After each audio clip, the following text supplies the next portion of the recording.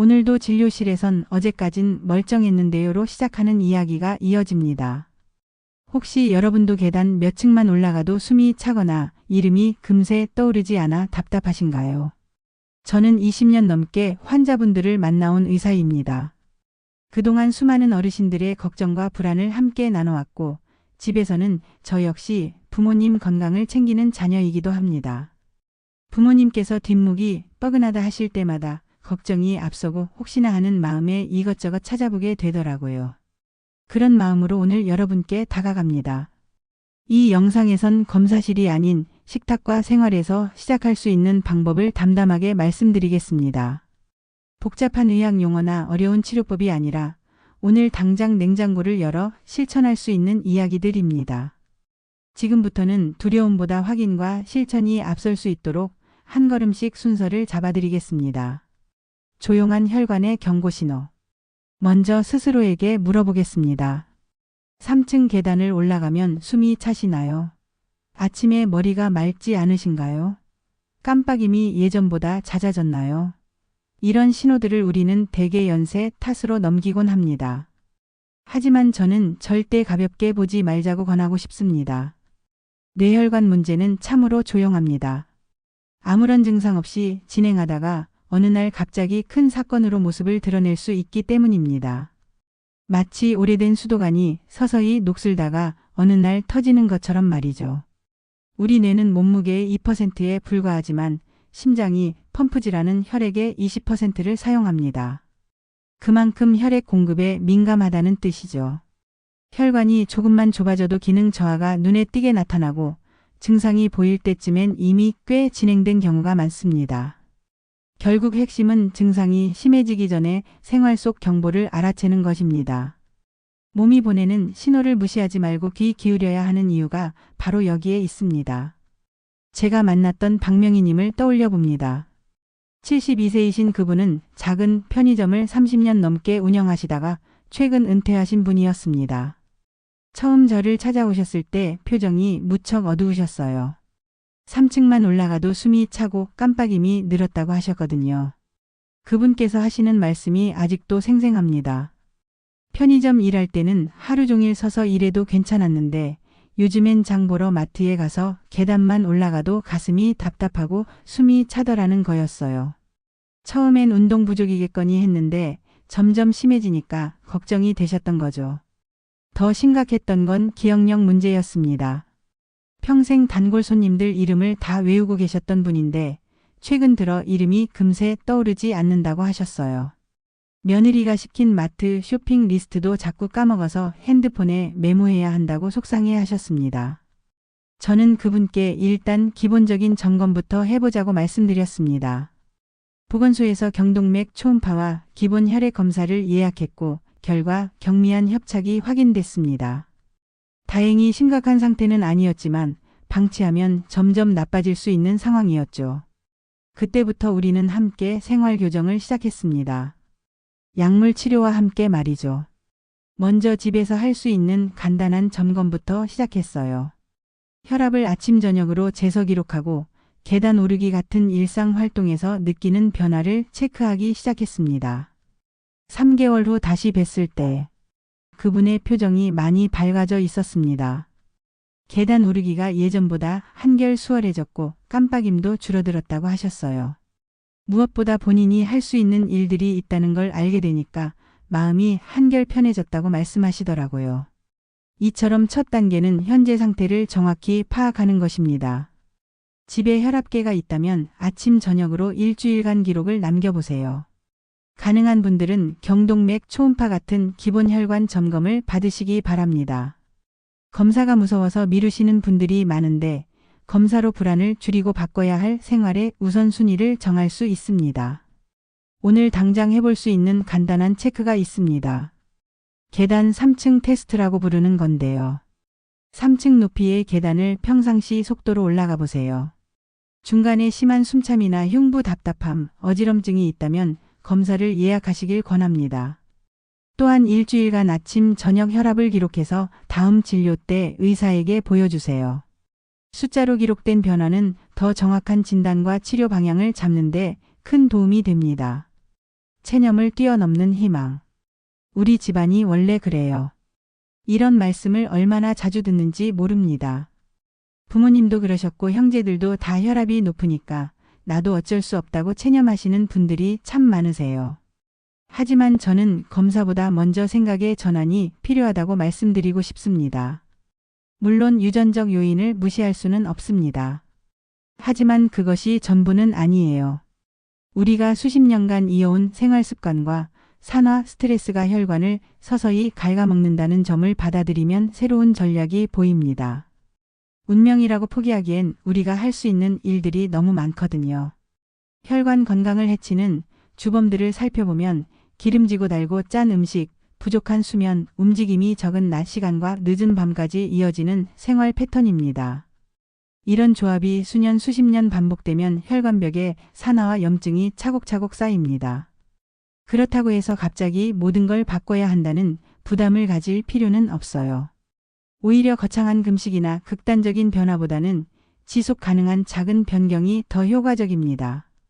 마트에서 쉽게 살 수 있는 베리류와 석류 같은 항산화 과일을 일상 루틴에 넣는 것부터 시작할 수 있거든요. 제가 기억하는 최광수님 이야기를 들려드릴게요. 69세이신 그분은 30년 넘게 시내버스 기사로 일하셨던 분입니다. 새벽부터 밤늦게까지 불규칙한 시간에 일하시느라 식사도 제대로 못 하시고 스트레스도 많이 받으셨던 거죠. 더욱 마음을 무겁게 했던 건 가족력이었습니다. 아버님이 뇌졸중으로 돌아가셨고 어머님도 혈압약을 드시다가 치매까지 오셨거든요. 그분은 이렇게 말씀하셨어요. 우리 집안 피가 그런가 보다. 나도 언젠간 그렇게 될 거다. 처음 상담할 때 그분의 생활 패턴을 들어보니 정말 걱정스러웠습니다. 아침은 거의 굶고 점심은 편의점 도시락, 저녁은 배달 음식이나 인스턴트로 때우는 날이 대부분이었어요. 운동은 차에서 내리는 것 외엔 거의 없었고 잠도 제대로 못 자셨습니다. 무엇보다 속상했던 건 매일 아침 일어날 때마다 피로감과 뒷목 뻐근함에 시달렸다는 점이었어요.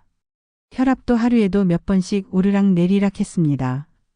그런데 정작 본인은 이게 다 유전 때문이라고 생각하고 계셨던 거죠. 저는 그분께 이렇게 말씀드렸습니다. 유전자는 총알이고 생활 습관은 방아쇠라고요. 총알이 있어도 방아쇠를 당기지 않으면 총은 발사되지 않는다고 설명해 드렸어요. 그러니까 우리가 할 수 있는 건 방아쇠를 당기지 않는 생활을 만드는 것이라고 말이죠. 그때부터 그분과 함께 8주간의 작은 변화를 시작했습니다. 거창한 계획이 아니라 정말 작은 것들부터요. 먼저 식단을 단순화했습니다. 복잡한 요리 대신 간단하게 준비할 수 있는 것들로 바꿔나갔어요. 아침엔 우유에 냉동 베리를 넣고 갈아서 마시기 시작했습니다. 점심엔 도시락 대신 김밥과 석류 주스를 선택했고요. 저녁엔 간단한 국과 밥 그리고 한 줌의 베리를 후식으로 드셨습니다. 무엇보다 매일 30분씩 동네를 걷기 시작했어요. 처음엔 반신반의하셨지만 2주 정도 지나니까 변화가 느껴지기 시작했다고 하셨어요. 아침에 일어날 때 피로감이 줄어들었고 뒷목 뻐근함도 많이 나아졌다고 하셨습니다. 4주차엔 혈압 변동폭이 안정되기 시작했고요. 8주가 지난 후 다시 만났을 때 그분의 모습이 정말 많이 달라져 있었습니다. 표정도 밝아지셨고 걸음걸이도 한결 가벼워 보이셨어요. 무엇보다 스스로에 대한 자신감이 생기셨다는 게 가장 큰 변화였습니다. 그분이 이렇게 말씀하시더라고요. 처음엔 유전이니까 어쩔 수 없다고 생각했는데 내가 할 수 있는 일들이 이렇게 많은 줄 몰랐다고요. 이제는 혈압이 오르면 스트레스 받기보다는 오늘 뭘 바꿔볼까 생각하게 된다고 하셨어요. 저는 이런 경우에 8주 약속이라는 걸 권합니다. 너무 긴 기간을 잡으면 부담스럽고 너무 짧으면 변화를 느끼기 어려우니까요. 8주면 몸이 새로운 리듬에 적응할 충분한 시간입니다. 구체적으로는 식탁에 오디, 블루베리, 석류를 항상 배치해 두세요. 그리고 걷기 30분과 수면 시간 고정을 함께 묶어서 실천하시면 됩니다. 이건 약을 대체한다는 뜻이 아니라 약이 하는 일을 생활이 거들도록 발판을 놓는 과정입니다. 오늘 장보기 메모에 오디, 블루베리, 석류를 적어 넣어 보세요. 그리고 달력에 8주 루틴 시작이라고 표시하고 첫날과 4주차, 8주차의 몸 상태를 간단히 메모해 두시길 권합니다. 작은 변화들이 모여서 큰 결과를 만든다는 걸 직접 경험하실 수 있을 거예요. 혈관이 막히는 숨겨진 과정. 혈관은 어느 날 갑자기 막히지 않습니다. 마치 싱크대 배수구가 서서히 막히는 것처럼 활성산소가 염증을 일으키고 그 염증이 찌꺼기를 쌓아 올리는 순서로 조용히 좁아집니다. 문제는 초기엔 거의 티가 안 난다는 점이에요. 우리 몸속에서 일어나는 산화 스트레스를 쉽게 설명해 드리면 이런 겁니다. 사과를 깎아서 공기 중에 두면 갈색으로 변하죠. 그게 바로 산화예요. 우리 몸속에서도 비슷한 일이 일어납니다. 스트레스나 나쁜 음식, 부족한 수면 등이 계속되면 혈관벽에 이런 산화가 누적돼요. 산화 스트레스는 혈관벽을 손상시키고 그 틈으로 콜레스테롤이나 염증 물질들이 스며들어 찌꺼기를 만듭니다. 이걸 의학 용어로는 플라크라고 하는데 이 플라크가 쌓이면서 혈관의 내강이 점점 줄어들게 되는 거죠. 특히 목의 경동맥이 좁아지면 뇌로 가는 혈류가 떨어져서 어지럼증이나 집중력 저하로 이어질 수 있습니다.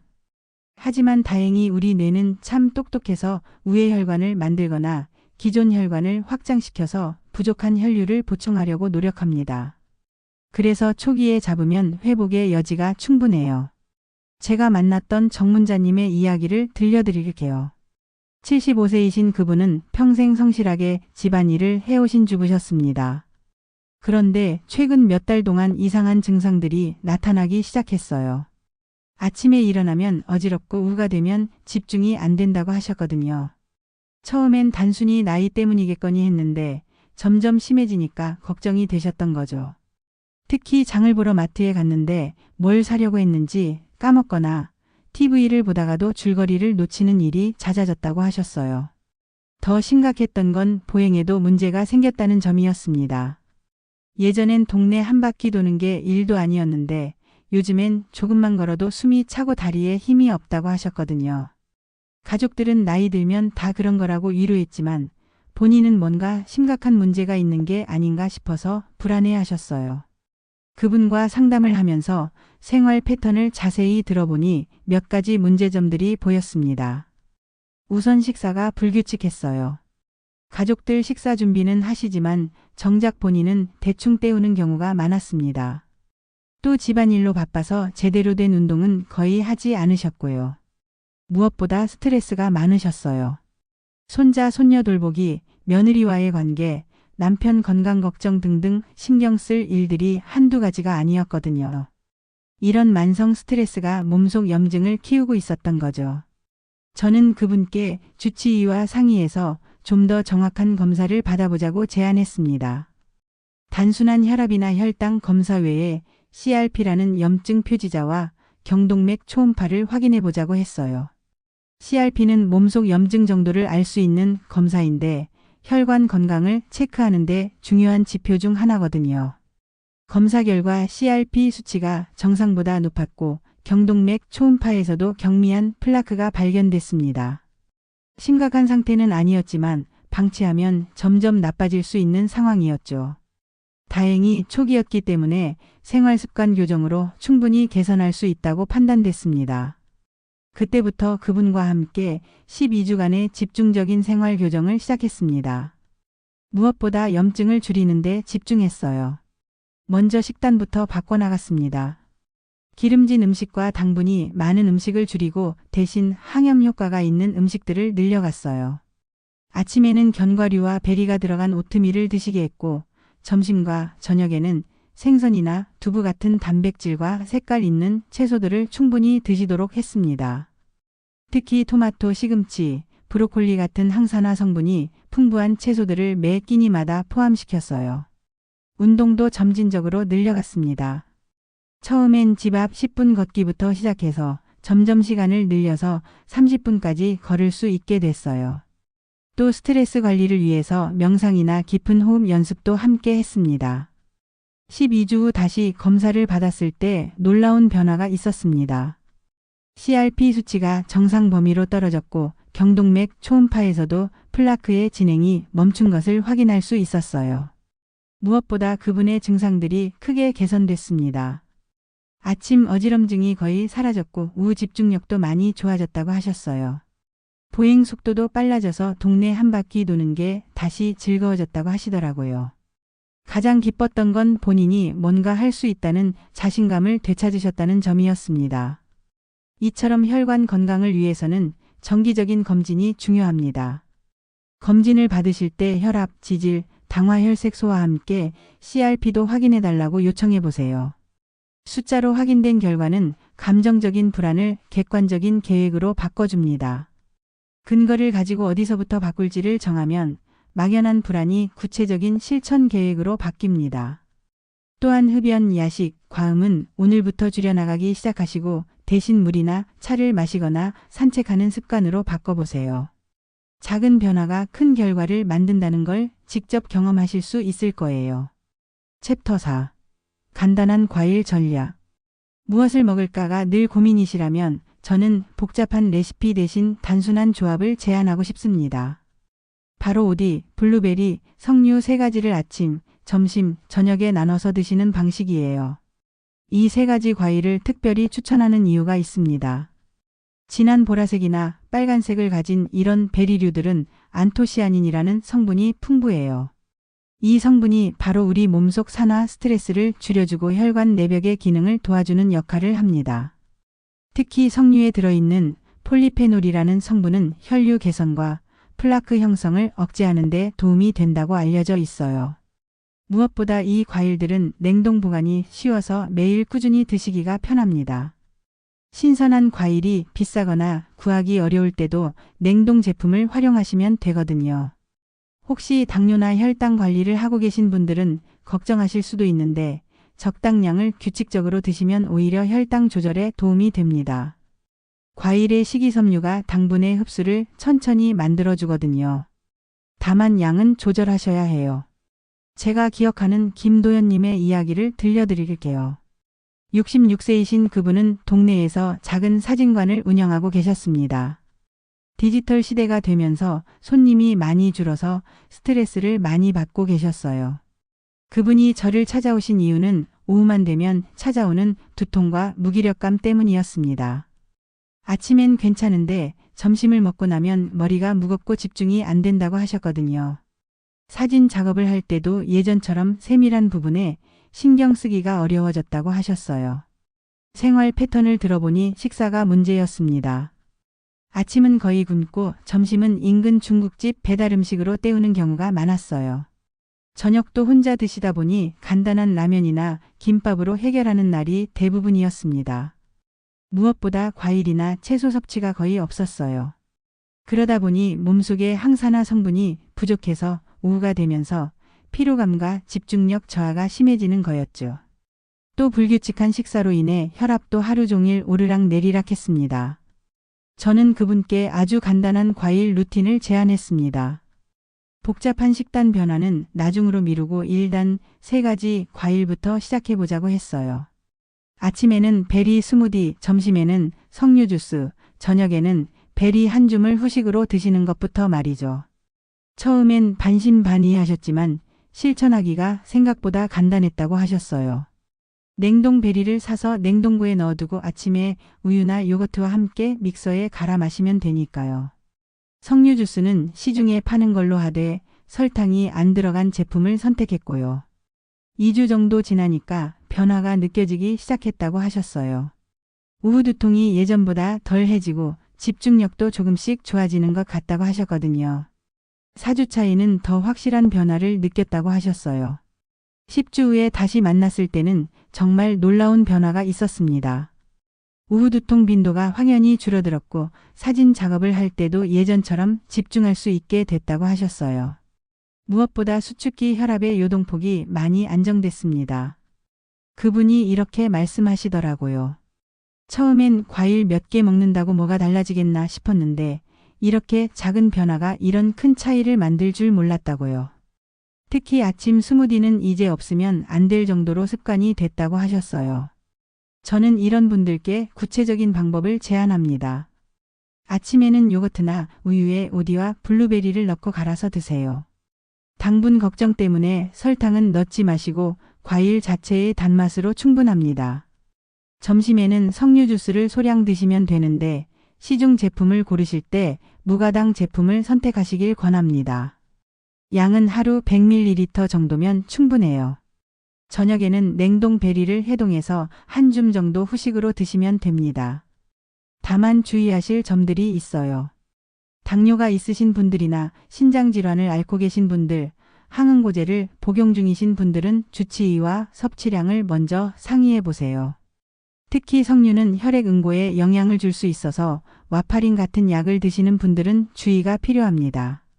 실천을 쉽게 하려면 냉동 과일을 1회분씩 소포장해 두시길 권합니다. 매번 양을 재는 번거로움 없이 간편하게 드실 수 있거든요.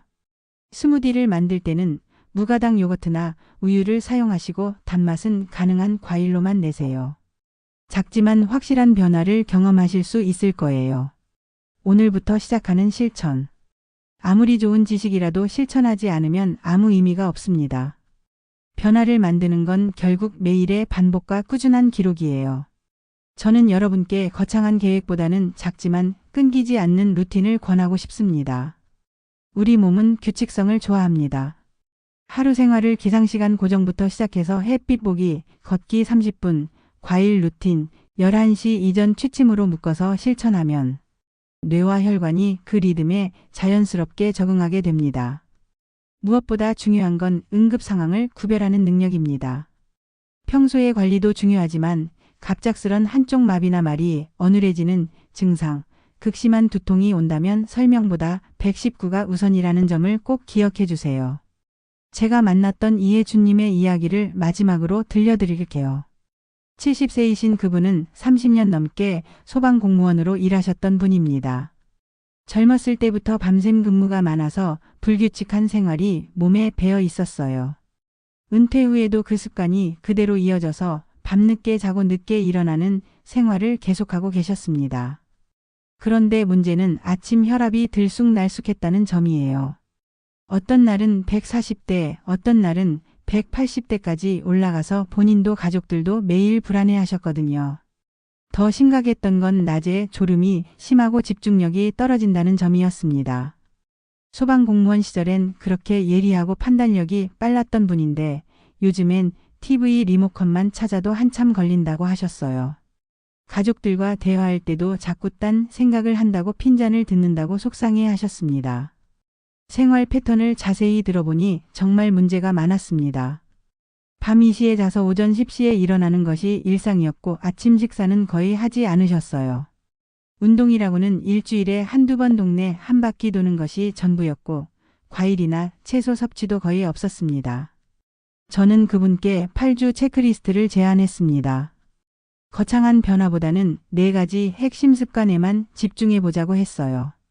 기상시간 고정, 걷기, 과일 루틴, 11시 이전 취침. 이 4가지만 체크하는 간단한 표를 만들어서 냉장고에 붙여두자고 했습니다. 처음엔 힘들어 하셨어요. 특히 일찍 자는 게 가장 어려웠다고 하셨거든요. 평생 밤늦게 자던 습관을 하루아침에 바꾸기는 쉽지 않았으니까요. 하지만 포기하지 않고 조금씩 당겨나갔어요. 밤 2시에서 1시 반으로, 1시 반에서 1시로 이런 식으로 말이죠. 걷기도 처음엔 10분부터 시작했습니다. 30년 넘게 몸을 쓰는 일을 했던 분이지만 은퇴 후 몇 년간 활동량이 급격히 줄어서 체력이 많이 떨어져 있었거든요. 하지만 점점 시간을 늘려서 4주차에는 30분을 걸을 수 있게 됐어요. 과일 루틴은 비교적 쉽게 적응하셨습니다. 아침에 베리 스무디 한 잔, 저녁에 석류 주스나 베리 몇 개를 드시는 것부터 시작했어요. 단순해서 좋다고 하시더라고요. 8주 후의 변화는 정말 놀라웠습니다. 가장 큰 변화는 아침 혈압이 안정됐다는 점이었어요. 예전처럼 하루에도 몇 번씩 오르락 내리락 하지 않고 130대 초반에서 안정적으로 유지됐습니다. 낮 집중력도 확실히 좋아졌다고 하셨고요. 무엇보다 본인이 뿌듯해 하셨어요.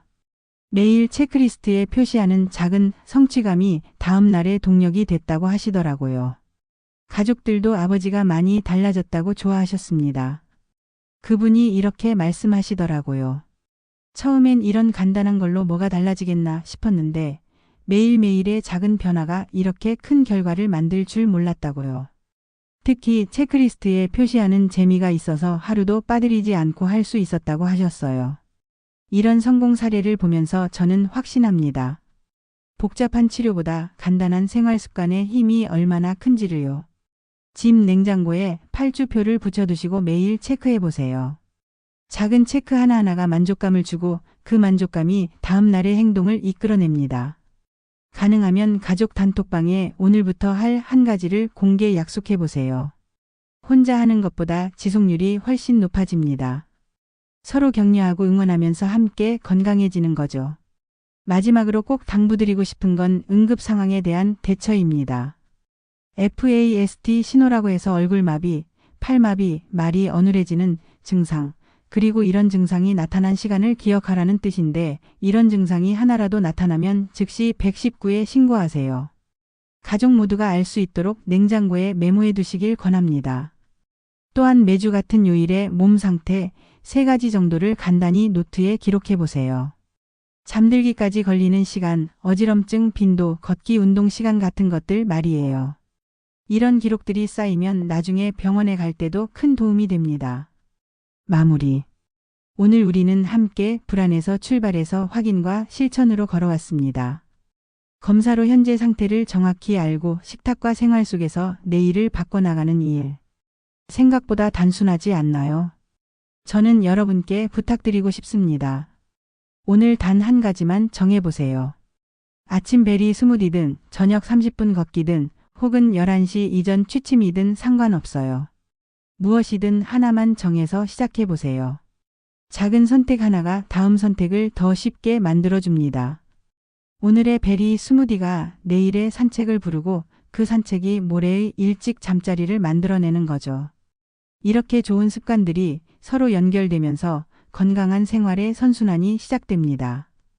여러분의 혈관과 뇌는 지금 이 순간에도 바뀔 준비가 되어 있습니다. 나이가 들었다고 유전이라고 포기할 필요 없어요. 오늘부터 시작하는 작은 변화들이 몇 년 후에 건강한 모습을 만들어낼 거예요. 저는 내일도 같은 자리에서 여러분의 한 걸음 한 걸음을 응원하겠습니다.